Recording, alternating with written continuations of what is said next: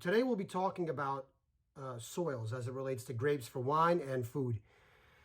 It's always very interesting to me that no one really pays attention to it. And it's also with everything else in life. People just want what they want. They want the immediate gratification, but they really don't want to look into the source. At the same time, we're living in an era, especially with social media, where people show like, oh my God, look how deeply I am into something, but it's not.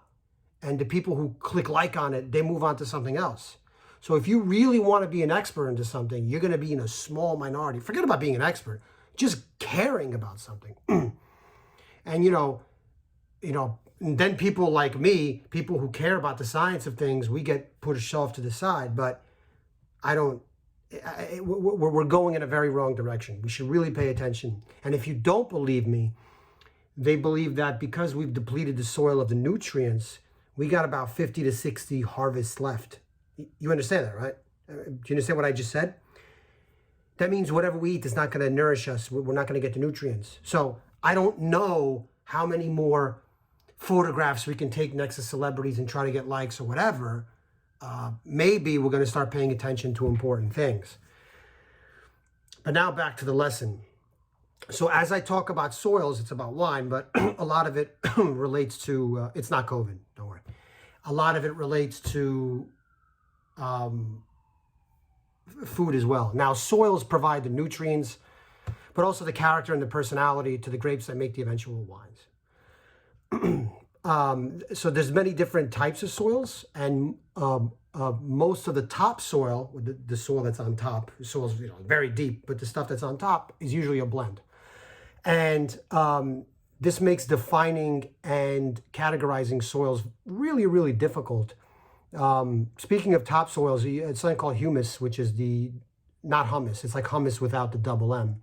It's a decayed plant and animal matter that collects in the topsoils. It's very dense, very dark, and it gives nutrients. There's soil. Sorry, I got all this dust. I'm very allergic. Anyway, so there's many ways to divide soils, but everyone has their own way. So the way I like to say it is, people think of soil, they think of like dirt, like, fine textured dirt. And then there's like rocky soils, the things that are actual rocks. And then you have something in between that you can't really define them, like gravel, which is really small to big pebble kind of thing. But if we want to talk about the things the way people normally talk about it, let's take the dirt part of soils. They usually get divided into sand, to clay, to silt, and to loam. Sand is not regarded as the best for growing grapes, but it's good because it's good against pests. In fact, like phylloxera, it's this pest that brought disease. You looked at some of the places when it struck, some of the places where the vines didn't die out were because it was in sand. Back then didn't know, and now we know why. Because of that, it's easier to be organic. You don't have to spray a lot of stuff, pesticides and stuff like that. It's very fine-grained. It retains heat. It drains pretty well. That's all good for colder climates. But they usually produce wines that are softer, paler, and not that profound really. So you might want to have a mix of something to get a better wine. Then you have clay. Clay wines are really good because they're good at retaining water and nutrients. That's really good. It's good for the hot regions. You'll find it like sandy loam. You'll find it in some parts of Napa, Rioja, Ribera del Duero, and stuff like that. And in Chianti, sand is a cold soil, and it's good for retaining water, but it's poorly drained. So a lot of times it's good to mix it, because the solid clay is difficult for vines. So if you mix it with other things, it's good for instance, Chianti, the clay is mixed with schist. It's called galestro. Chianti also has a type of marl. Marl is clay and limestone mixed together, and there they call it alberese. So what is marl? Marl is a calcareous clay. That means it has calcium because of the limestone. Limestone is high in calcium. There's you find it in parts of Bordeaux, parts of Alba in Piemonte. There's also Kimmeridgian marl, which is from Jurassic age, so you can find out when the soil was formed. There's ferruginous clay, that's a lot of iron. argillaceous clay. That's very, it's a mix of a few things, clays, marls, shales, et cetera, et cetera. Then there's silt. Silt is very, very fine. The roots have a hard time growing through them. They retain a lot of water, a lot of heat.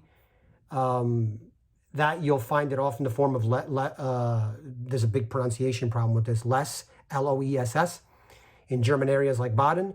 You move on to gravel. Gravel is like big to small pebble stones. You'll find that in the Châteauneuf-du-Pape. Those are good at retaining heat. You can have gravel over limestone, gravel over clay. Loam is a mix of all of it, sand, silt, and clay. It's very warm and fertile. It's actually too fertile, so you kind of need to, if you mix it with other things, sandy loam, clay loam, you could do good stuff with it. In Napa and Sonoma, if they prune a lot and don't produce a lot, then you get good wines. You have alluvial soil, which is deposited by rivers. That exists on the valley floors and the plains and stuff like that. In Northeast Italy, in the Po Valley, whatever they have that. That's why it's so fertile. It's very good. Now, when you have rocky soils, there's three types of rocks: igneous rocks, sedimentary rocks, and metamorphic rocks. So igneous rocks is formed from volcanoes. It's formed from lava and magma. So rocks that have a high melting point, they're called molten. The magma is molten rock in the Earth's surface. Lava is outside the Earth's surface, so when it erupts, a volcano erupts. So we'll get to that in a second. There's sedimentary rocks. That's rocks that are formed when wind and water start eroding rocks, and they can even move the rocks elsewhere. And over time, they solidify. And metamorphic rocks are rocks that are, through heat and pressure, they change and they form different types of rocks. Now, igneous rocks, the most famous would be volcanic soil. I've talked about volcanic all the time because of south of Italy, Vesuvius. It's the only active volcano on Europe's mainland. It's very fertile, very lush. It can have a lot of iron. That's why a lot of the wines in there have like a rusty kind of flavor to it. Etna, Sicily also has volcanic soil. They help retain water, and there's many different types of volcanic soil. Not all of them are suitable for grapes or food. Basalt is a good example of one that is. Granite, it's a warm soil, mineral rich. It has a high pH, so that's good at reducing the acidity of the grapes. That's good for stuff like Gamay in Beaujolais, because Gamay can be very acidic. Sedimentary rocks, they include limestone, shale, sandstone, and flint. Now, limestone, this is regarded as the best, generally speaking, for grapes.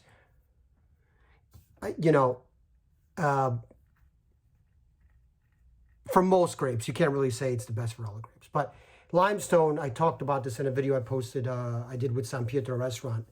Limestone is made up of decomposed sea life. It's very good at retaining water, which is good in dry weather. But it does also allow good drainage in cool weather. So it's really ideal in a lot of ways. Champagne, Chablis, and other parts of Burgundy have limestone. Because it's hard, it actually needs to be decomposed for the vines to grow. It has a high level of calcium carbonate. As I said before, calcium affects the pH levels. It also helps with the absorption of nutrients. There's different types of limestone. I mentioned Kimmeridgian soil from the Jurassic Age. That's good in that's found in Chablis. But different limestones have different water retention, so you have to look at that. And limestones are usually alkaline. Again, it reduces the acidity of the grapes. It affects the acidity, but the limestone soils give grapes with good acidity, so they can also age too. It can do both, just like it has a good way of retaining water, but also draining water. So that's why limestone is ideal. Chalk, you always hear of chalk. Chalk is a type of limestone. It's very cool, very alkaline. It's good drainage. Calcareous soil has high levels of calcium and magnesium carbonate. These are cool water retaining soils. They're usually alkaline. Terrarosa, which means red earth. That's limestone that has eroded and has high levels of iron. That's why it's red colored. You find that in like Coonawarra, in Barossa in Australia. Shale, it's reasonably fertile soil. It's very warm. Sandstone, it's basically a lot of sand that was, pressured together. Flint stores heat very well. It's good for cool areas. You find that in Sancerre and in Puy-Fumé. Now we're moving on to metamorphic rock. Slate, schist, and gneiss. Slate is warm and well drained. You find that in Mosel in Germany. Schist is very similar to slate. You find that in Priorat, Spain. They make big, bold wines. So schist is a little more dense and more compressed than slate. Slate is hard, but it's brittle, and when it breaks off into plates. The last one would be gneiss. It's spelled Gneiss, but it's pronounced nice. It's very, it's infertile actually, but it's good for producing wines, especially in Austria. If you are interested in wine and food, and you're not interested in soil, you're doing yourself a big disservice. If I were you, I would get interested in it because they affect the wines.